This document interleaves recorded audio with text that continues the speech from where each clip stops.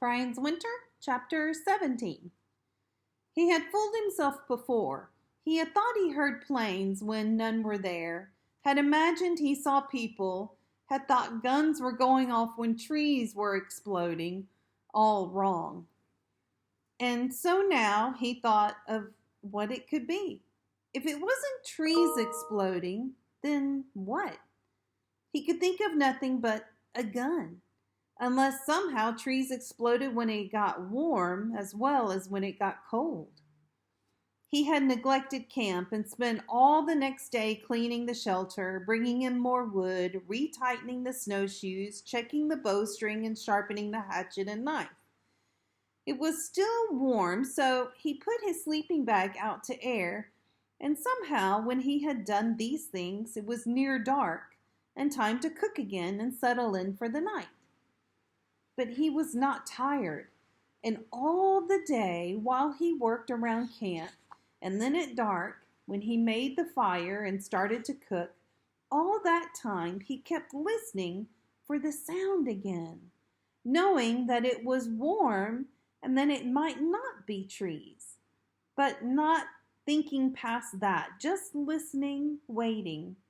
But he did not hear it again. He lay awake looking at the coals, the warm glowing lighting his face, and when his eyes closed, he knew that the next day he would go and try to find the place where he had heard the popping sound. He thought it must be a good distance. The sounds were faint, and he would probably find some plausible reason for the sound. But he would look. He had to look. He awakened before dawn, made a small fire to cook stew, and then prepared his gear. He had not forgotten the wolves, and he saw to his lance, the war bow and arrows, hung the hatchet and knife on the string around his shoulder, and left camp just after good light. Brian knew it might be a wasted trip, and he decided to swing past the wolf-killed moose. There had been 4 wolves, but it was a large moose, and there would probably be meat left over if the wolves were gone. He needn't have worried. The wolves had eaten off the rear end and up the middle and were gone, but the back and front shoulders were intact, and Brian made a mental note to swing around and start carrying meat back to camp when he finished the search. The warm weather had softened the snow surface, and then it had frozen during the night, so snowshoes didn't sink at all, but rode along the top, and Brian found it was almost like skating. "If I had skis," he murmured, "I could fly." And he wondered how hard it would be to make a pair of skis. Whittle them out of wood? Almost impossible. But his mind stayed on it, thinking how he could cut a straight log and split it with the hatchet and carve it flat, and somehow warp up the end, seeing it in his mind, visualizing each step. And he was so caught up in the idea of skis that he almost missed it. A line. He had come 3 miles and a bit more, working along the tops of the ridges where he could see farther. There were hundreds of ponds and lakes scattered through the woods, and he wove between them, staying high. He saw 3 moose, more than a dozen deer, and hundreds of rabbits, and could have many shots, but was trying to find some sign, something that would be out of the ordinary, and there it was, a line. In the middle of a lake, more than a mile away, and below the ridge he was walking on, out across the ice from east to west of the lake, there was a line, a straight line. He saw it and didn't see it. He looked away and kept walking, thinking of the skis, and then stopped, did a long double take, and looked again, and there it was, a straight line in the snow across the lake. Brian had discovered that there are almost no straight lines in nature. The sides of trees up and down, the horizon far away, but very little else. Animal tracks almost always wandered, circled. Seldom did they go straight for any distance. But the lake was a mile away, The line could be anything. He walked closer, watching it as he came off the ridge until the trees both blotted it out, and then picking up the pace, sliding the snowshoes over the hard surface as fast as he could move until he saw it again. Not on the lake this time, but through the trees ahead before going out onto the ice. The same line.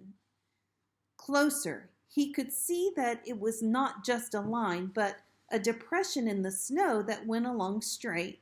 And when he moved still closer, he could see that the depression was about 5 inches deep, almost 2 feet wide. At the bottom of it was as smooth as packed ice, a flattened trail that went off the bank and out onto the surface of the lake. It was most definitely not a natural trail. Something had come along here. There were no tracks, just the smooth, flat, wide depression, and Brian squatted by the side of it and tried to visualize what had made this path. Something came by here, he thought, and then, no, not something, but somebody came by here. A person. Ah, he thought, another person in the world. He had come to think that there were no other people, and here was this strange track. Almost certainly a person made it, but in what manner? Then he saw the edge of a print. On the side of the flattened area, just to the edge, was one clear wolf print. It was as plain as if the wolf had stepped in plaster and made a cast.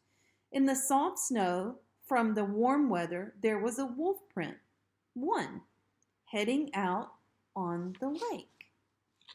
Somebody with a wolf? No, that didn't work. Somebody walking, pulling something, and then coming out and on a wolf trail covered the tracks, all but one? Pulling what? A toboggan of some kind? Somebody coming along pulling a toboggan on an old wolf trail out here in the middle of the wilderness? Out here? It was insane. Brian wasn't sure where he was and no true idea how far the plane had come off course before he crashed, but he was certain nobody could have pulled a toboggan from civilization out here, and for a second he doubted what he was seeing, what he was actually seeing, a track left by a person. Perhaps he was hallucinating. But he shook his head, and it was still there, all of it. And if he was dreaming this or hallucinating it, then he would have to hallucinate all of it. The wolves, the moose kill, the popping sounds. No, it was real. So what did he do? Follow the tracks, he thought. Don't be stupid. But which way? There was no indication from the flat surface of the track of any direction, just the wolf print heading out onto the lake. Well, why not?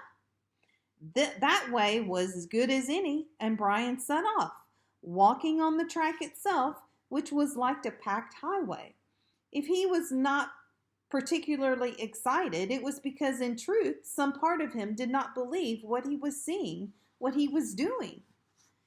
He crossed the lake and went into the woods on the other side, and there was no change, just the hard-packed trail out ahead of him, and he kept moving, seeing the wolf prints more often, especially where the trail curved around a tree. The prints would be on the outside, and in this way, he passed the day.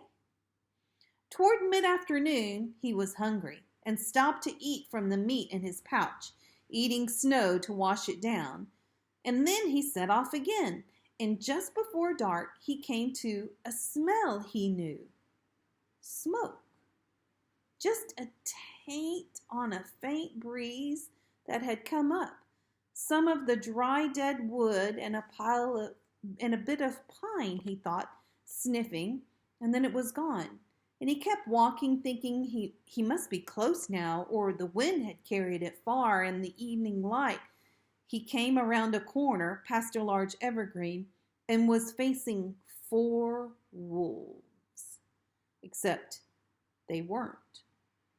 They looked like wolves at first, large, slab-sided gray beasts in the dim light. But when he saw they were tied, their chains leading back to trees, they were watching him come and wagging their tails. And he knew they were dogs. 4 huge Malamutes. The one on the left whined softly and wiggled, trying to get him to come and pet, and Brian stood there stunned. When beyond the dogs, he saw a crude log shelter covered with brush and a skin door. As he looked, a Native American man with a rifle stepped out the door, saw Brian, and nodded. "It's you. I wondered when you'd come by." Brian stood with his mouth open. "We've got beaver cooking here, plenty for all of us." But how, why, who smelled your smoke 3 weeks ago? I didn't want to bother you. There's some in the bush want to be left alone. Figured you'd be here before this, but come on in." He turned and said something back into the shelter, and 2 small children came out and stood next to the man, and a woman looked out over his shoulder. "I don't know what to say." And Brian knew he meant it. He hadn't spoken to a person in... He had to stop and think. The days weren't there anymore. Always they had been there in the back of his mind, every day, the count, and now they were gone. The man disappeared back inside the hut, and Brian still stood, the dogs whining softly, wiggling to be petted.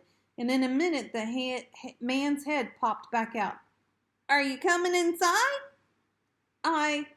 Brian started, then stopped and kicked out of his snowshoes and walked inside the hut.